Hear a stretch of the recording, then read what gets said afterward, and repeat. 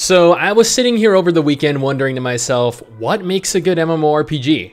Is it graphics, story, gameplay, innovation? I see a lot of people mention that they like this or that MMO due to this or that reason, but I'm here to discuss what I believe makes a good MMORPG and hopefully hear from some of you guys as to what you believe does.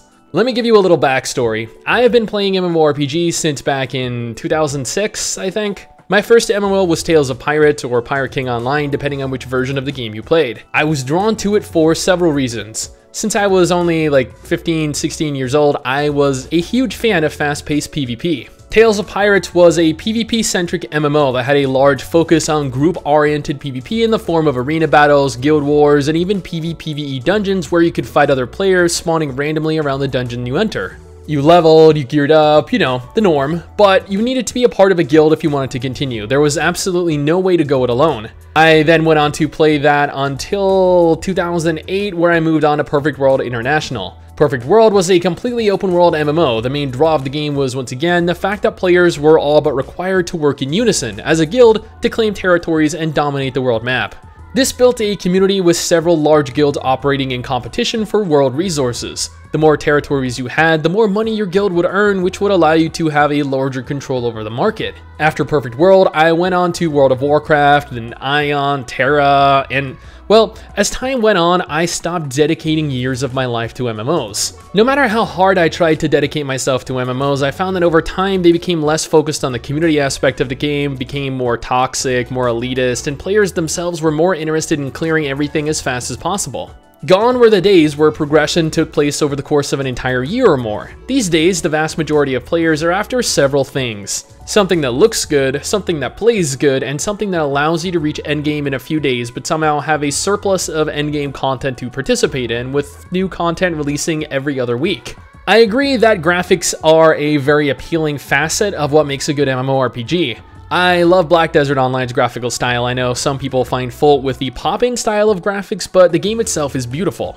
I also feel that Final Fantasy XIV is a beautiful game, and even the new zones in Battle for Azeroth. While a beautiful graphical style is purely subjective, I'm sure that even you could agree that a beautiful game allows for more immersion. Likewise, I'm sure that everyone is capable of agreeing that a game needs to play well, specifically referring to both combat and the overall gameplay, such as movement and even interaction with the world itself. Clunky, slow, and unintuitive combat is a recipe for disaster. I've encountered so many MMOs over the course of this channel's existence that just have absolutely horrendous combat systems. I've also come across games that look as though you're barely even moving while traversing the world that you're currently inhabiting. Nothing disconnects me more from a world than watching my character lack basic motor functionality.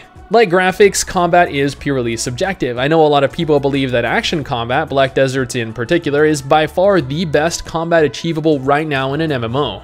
And while I'm not here to judge people that think that way or argue that it is or isn't, I'm also aware that games like Final Fantasy XIV and World of Warcraft, both of which use a tab target combat system, are very, very popular worldwide. To this day, people still say that Arcade and Ion have some of the best tab target combat available in an MMO, both with regards to PvE and PvP.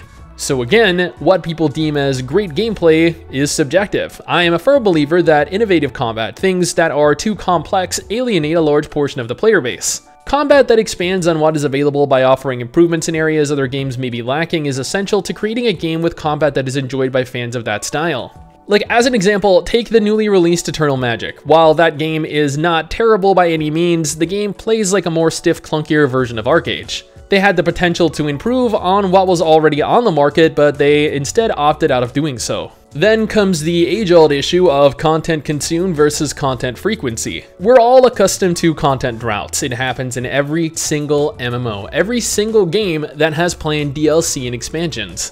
Those months where we just sit there redoing the same content repetitiously because we're just so in love with the game that we don't want to drop it for any reason. The struggle to maintain interest is especially evident for those of us that don't push competitive content like high-ranked PvP or the most difficult forms of PvE dungeons or raids.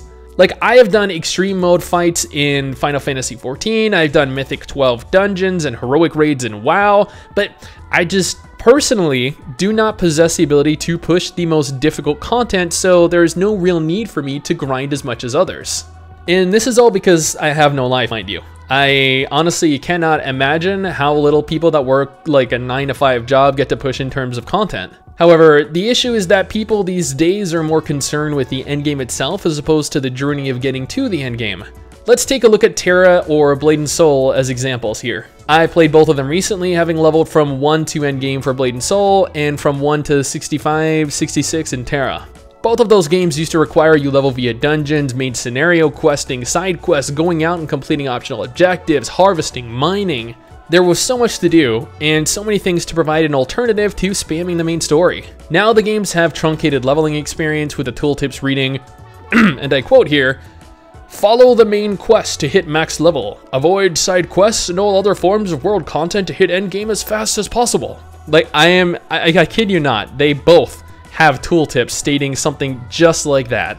That is not how you want to entice new players to enjoy your game. You want people to go out and enjoy being a part of the world that you built, interacting with and engaging with the world and its players. Final Fantasy XIV's newest Shadowbringers expansion is a fine example of this. I played it day one during its head start, and leveling wasn't easy. You had the main scenario quest to pursue, but if you didn't run at least a dungeon or two each day, participate in various fates, and do some of the side quests, you were going to hit a wall. And honestly, there were a lot of people complaining that leveling was too slow and there was too much content. But in the grand scheme of things, this made people work together to complete the more difficult fates. This made people group up for dungeons, leveling and max level dungeons both. This had people doing things together as a community. And while, yes, I am sure that there were a portion of players rushing to endgame so they could claim they hit it first for whatever reason, the reality of it was that there was enough content to warrant a large amount of time spent on the journey to endgame. I'm well aware that the big MMOs like WoW, Final Fantasy XIV, and The Elder Scrolls Online push out regular updates because they have significantly more funding than pretty much any other MMO on the market.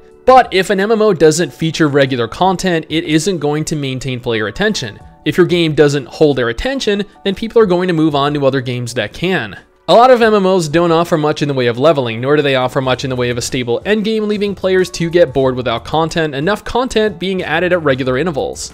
Those are the three aspects of an MMO that I believe make an MMORPG good. Now, don't get me wrong, innovation is great, but if you can produce an MMO that looks good, not amazing, but good, with gameplay that is enjoyable and an endgame experience that has players actually participate in a community to work towards a goal, I believe you'll have yourself a solid game. You don't need to push the boundaries of the genre or make an MMO that is truly groundbreaking like all these new developers are claiming their MMO goals are. All you need are the basics, something fun, something that already works but adds a few little unique things to keep players immersed in the world that you've built. All these developers are trying so hard to make something new, making bold, grand claims and inevitably falling embarrassingly short of their promises. But that is just my opinion, my impressions of what makes an MMORPG good to me, subjectively, personally, my opinion and mine alone. What do you guys think though? I am curious what you believe makes an MMORPG good. Do you think graphics need to be of comparable quality to Black Desert? Does the tab target combat need to be at least as good as Arcade or WoW? Does the story need to be as good as Final Fantasy XIV's new Shadowbringers expansion? Let me know in the comments below and let's start a discussion. I am genuinely curious what you guys think. Anyway guys, that's it for me. Thanks for watching. Hopefully you enjoyed the video. Don't forget to subscribe for more content like this and I'll see you all next time. Peace.